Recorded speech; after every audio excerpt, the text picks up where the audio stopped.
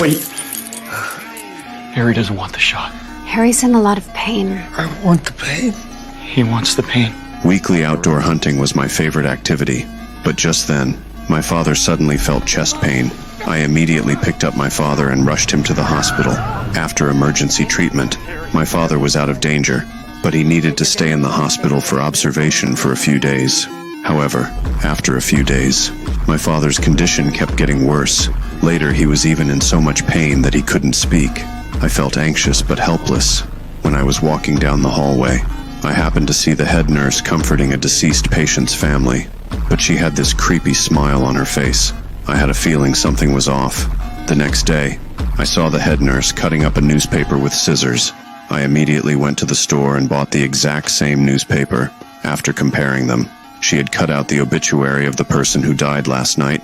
I finally understood why my father's condition kept getting worse. That nurse must have made my father her target. That afternoon, while Nurse Mary was giving other patients their medication, I snuck into her office. Sure enough, I found a photo album in her drawer.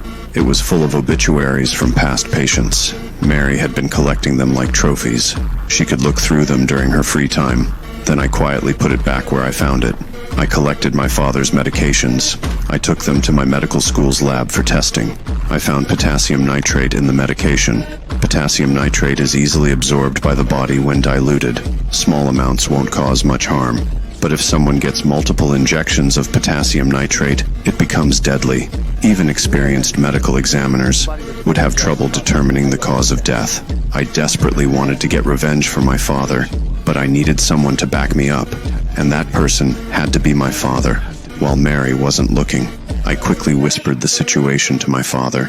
Then I refused Mary's request to give him a shot. When I saw her show that vicious look, I felt relieved.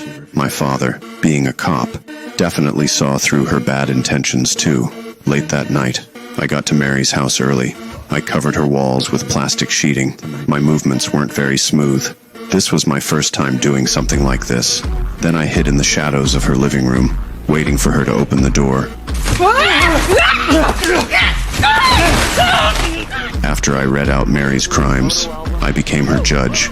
I quickly took out this killer. The next day, when I was driving home, I saw a bunch of police cars in front of my house.